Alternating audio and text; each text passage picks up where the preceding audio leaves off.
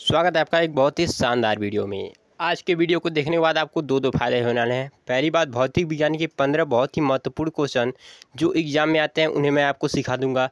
दूसरी बात, इन्हें देखने के बाद आपका मैं एक टेस्ट लूँगा और आप उस टेस्ट में पास हो जाते हो तो आपको इनाम जीतने का मौका भी मिल सकता है। तो आगे इसकी प्रोसेस क्या है, आपको आंसर कैसे देना है, सारी जानकारी देंगे। तो चलिए सबसे पहले 15 क्वेश्चन कर लेते हैं और बाद में आपका टेस्ट भी करेंगे। तो चलिए शुरू करते हैं पहले क्वेश्चन से। दोस्तों आपको बता दें कि जो आपका टेस्ट होगा इन्हीं 15 क्वेश्चनों में से होगा और आपको बहुत ही ध्यान से इन्हें देखना है, वरना आप टेस्ट का जो क्वेश्चन है उसे अटेम्प्ट नहीं कर पाएंगे। तो चलिए वीडियो को शुरू करते हैं फर्स्ट क्वेश्चन से। तो दोस्तों आपके सामने आपका पहला क्वेश्चन आ चुका है और पहला क्वेश्चन बहुत ही शानदार क्वेश्चन है कि कार्य का मात्रक क्या है। तो आपके 4 ऑप्शन है, जूल, न्यूटन, वाट और डाइन। तो कार्य का जो मात्रक होता है यहाँ पे ऑप्शन नंबर ए जो है, ठीक है, जूल जो होता है वह कार्य का मात्रक होता है। तो कार्य का मात्रक क्या होगा, जूल। तो कार्य का मात्रक जूल हो गया। पहले क्वेश्चन का ऑप्शन ए सही है। तो चलिए दूसरा क्वेश्चन देखते हैं। दोस्तों दूसरा क्वेश्चन बहुत ही फेमस क्वेश्चन है और एग्जाम में बार बार आता है। देखिए क्वेश्चन है कि प्रकाश वर्ष मात्रक है, तो आपको बताना है जो प्रकाश वर्ष है यह किसका मात्रक है। तो दोस्तों हम आपको बताना है कि प्रकाश वर्ष जो है ऑप्शन नंबर ए दूरी का मात्रक है। तो बहुत से लोग इसे समझते हैं कि प्रकाश वर्ष जो है वह समय का मात्रक है, क्योंकि इसमें समय जुड़ा हुआ है, वर्ष जुड़ा हुआ है, इसलिए वो लोग समझ लेते हैं कि यह समय का मात्रक है। लेकिन प्रकाश वर्ष जो है यह दूरी को मापा जाता है। अंतरिक्ष में दूरियाँ जो होती हैं लंबी लंबी, उन्हें नापने में इसका प्रयोग किया जाता है। चलिए अब अगला प्रश्न देखते हैं। अगला प्रश्न भी बहुत ही महत्वपूर्ण है। इस यहाँ पे जो 15 क्वेश्चन है या 15 क्वेश्चन बहुत ही महत्वपूर्ण है आपके एग्जाम के लिए। देखिए अगला क्वेश्चन है कि निम्नलिखित में से कौन सा जड़त्व का माप है। जड़त्व का माप आपको बताना है। तो यहाँ पे देखिए ऑप्शन ए है वेग, त्वरण, द्रव्यमान, भार या फिर वजन। यहाँ पे 4 ऑप्शन है, तो इसमें से आपको सही आंसर बताना है। तो यहाँ पे जड़त्व का जो माप होता है, यहाँ पे देखिए द्रव्यमान जो होता है, ऑप्शन नंबर सी सही हो जाएगा। द्रव्यमान जो होता है यह जड़त्व का माप होता है। चलिए अब अगला प्रश्न देखते हैं। अगला प्रश्न भी और ज़्यादा महत्वपूर्ण है। प्रश्न है कि निम्नलिखित में से समय का मात्रक नहीं है। आपको ध्यान से देखना है। यहाँ पे लिखा है कि निम्नलिखित में से समय का मात्रक नहीं है, यानी कि समय का मात्रक नहीं होना चाहिए। तो यहाँ पे देखिए ऑप्शन है अधिवर्ष, चंद्रमाह या फिर इनमें से कोई नहीं। और यहाँ पे देखिए ऑप्शन नंबर सी पे है प्रकाश वर्ष। तो अभी मैंने आपको ऊपर बताया कि प्रकाश वर्ष जो है वह दूरी का मात्रक होता है, इसलिए यहाँ पे ऑप्शन नंबर सी सही हो जाएगा। चलिए अगला प्रश्न देखते हैं। दोस्तों आपका 5वां प्रश्न है कि पारसेक इकाई है। तो आपको ध्यान देना है कि पारसेक किसकी इकाई है। ए समय की, देखिए ए दूरी की, बी समय की, सी प्रकाश की चमक की और डी चुंबकीय बल की। तो दोस्तों हम आपको बता दें कि पारसेक जो है यह दूरी की इकाई है, इसलिए यहाँ पे ऑप्शन नंबर ए सही हो जाएगा। पारसेक से अंतरिक्ष में बहुत लंबी लंबी दूरियों को नापा जाता है। पारसेक जो होता है यह प्रकाश वर्ष से भी बड़ा होता है।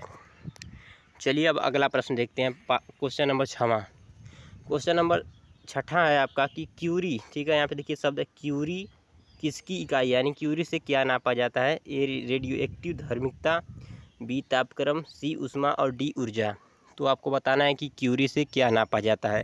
तो दोस्तों हम आपको बता रहे हैं कि क्यूरी से जो है रेडियो एक्टिव धार्मिकता को नापा जाता है, यानी कि ऑप्शन नंबर यहाँ पे देखिए ए सही हो जाएगा, रेडियो एक्टिव धार्मिकता। दोस्तों आपका 7वां प्रश्न है कि पास्कल इकाई है। तो देखिए यहाँ पे पास्कल के बारे में पूछा गया है। और दोस्तों आप वीडियो को लगातार बहुत ही ध्यान से देखते रहिए। अभी मैं आपको बताने वाला हूँ कि आपको जो टेस्ट होगा उसको किस फॉर्मेट में उसका आंसर देना है। फॉर्मेट में आपको बताने वाला हूँ, उसी फॉर्मेट में आपको आंसर देना है। और साथ ही मैं अभी आपका थोड़ी देर में टेस्ट भी लेने वाला हूँ। तो क्वेश्चन को आपको ध्यान से देखना है। यहाँ पे क्वेश्चन है पास्कल इकाई किसकी है। ए आर्द्रता की, बी दाब की, सी वर्षा की और डी तापमान की। तो पास्कल जो होता है दोस्तों यह दाब का इकाई होता है, इसलिए यहाँ पे ऑप्शन नंबर बी जो है यह सही हो जाएगा। पास्कल दाब का इकाई है। चलिए अब अगला क्वेश्चन देखते हैं। Question number 8। क्वेश्चन नंबर 8 में है कि कैंडेला मात्रक है। तो आपको बताना है कि कैंडेला जो है यह किसका मात्रक है। तो दोस्तों यहाँ पे देखिए 4 ऑप्शन है, ज्योतीय फ्लक्स, ज्योतीय प्रभाव, ज्योतीय दाब या फिर ज्योतीय तीव्रता। तो कैंडेला जो है यहाँ पे देखिए ज्योतीय तीव्रता का मात्रक है, इसलिए यहाँ पे ऑप्शन नंबर डी सही हो जाएगा, ज्योतीय तीव्रता। चलिए अब क्वेश्चन नंबर 9 देखते हैं। क्वेश्चन नंबर 9 है कि जूल निम्नलिखित में से इकाई किसकी है। तो जूल किसकी इकाई है आपको बताना है। तो यहाँ पे देखिए ए ऊर्जा की, बी बल की, सी दाब की और डी तापमान की।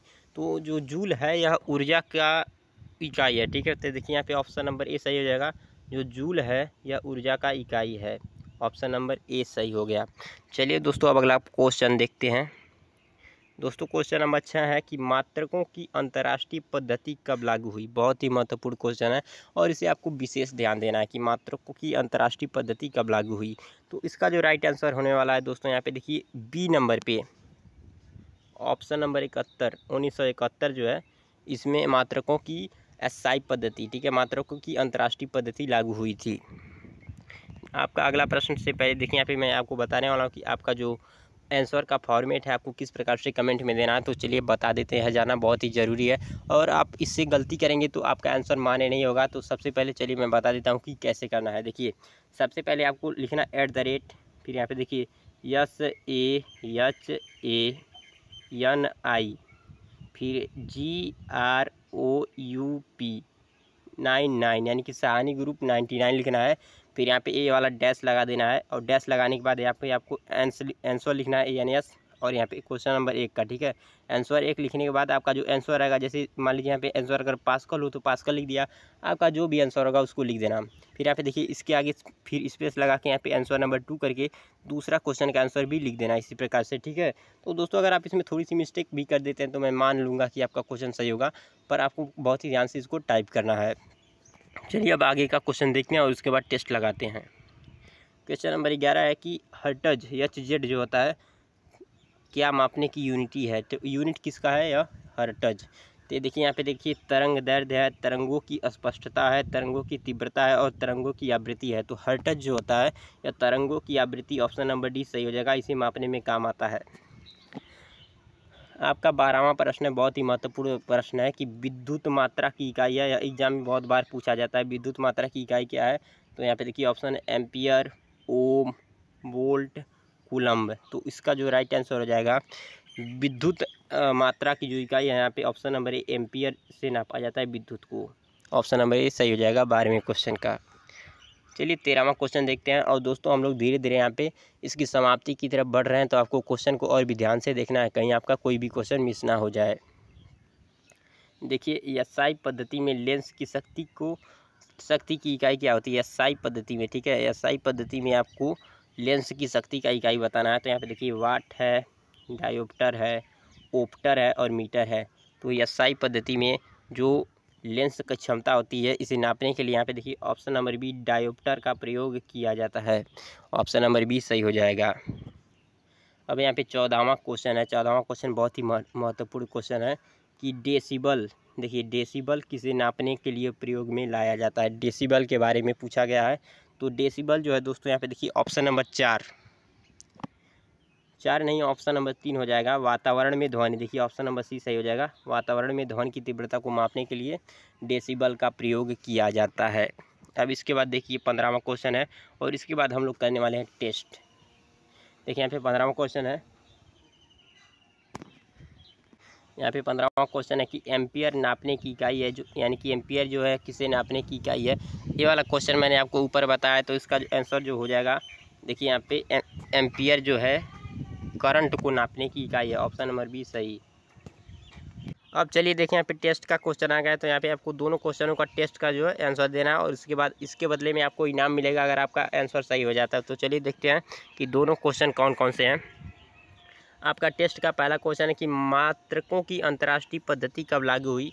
ए option 1969, B option 1971, C option 1983, D option 1991। तो इसमें से आपको राइट आंसर ऊपर जो मैंने फॉर्मेट बताया है ठीक उसी प्रकार से टाइप करना है। दूसरा क्वेश्चन है, देखिए प्रकाश वर्ष मात्रक है, तो आपको बताना है कि प्रकाश वर्ष जो है किसका मात्रक है। ए दूरी का, बी समय का, सी प्रकाश का, डी धारा का। तो इन दोनों क्वेश्चनों का आंसर आपको ऊपर वाले फॉर्मेट में देना है। आपको फॉर्मेट अगर आप भूल गए हैं तो ऊपर से फिर जा करके देख लीजिए और वीडियो को अगर आपको अच्छा लगा है तो लाइक कर दीजिए, वरना आप डिसलाइक भी कर सकते हैं, इसमें कोई भी दिक्कत नहीं है। लेकिन अगर आपने वीडियो को पूरा देखा है तो आपको इनाम पक्का मिलेगा अगर आप जीत जाते हैं। तो चलिए वीडियो को अब यहीं पे ख़त्म करते हैं और नेक्स्ट वीडियो में आपको मैं बताऊँगा कि कौन जीता है और यहाँ पर आपको इसका आंसर भी कमेंट करना है। लेकिन दोस्तों मैं आपको बता दूँ कि अगर इस वीडियो पे बहुत कम व्यू जाता है और यहाँ पे करीब 1 ही 2 लोग कमेंट करते हैं तो उस टाइप पे आपको इनाम नहीं दिया जाएगा। अगर कम से कम 15-16 लोगों का कमेंट आता है तब यहाँ पे आपको कमेंट में से आपको किसी मेन लोगों को जो होंगे लकी लोग उनको चयन करके इनाम दिया जाएगा। तो कम से कम 10-15 कमेंट करा दीजिए, वीडियो को शेयर भी कर दीजिए ताकि 10-15 कमेंट हो जाए तो उसी में से मैं पिक करूँगा लकी लोगों को और उन्हें इनाम दे दूँगा। और इनाम मैं कैसे दूँगा आगे की वीडियो में भी मैं बता दूँगा। तो इस वीडियो में केवल इतना ही, नेक्स्ट वीडियो में मिलते हैं, तब तक के लिए जय हिंद, वंदे मातरम।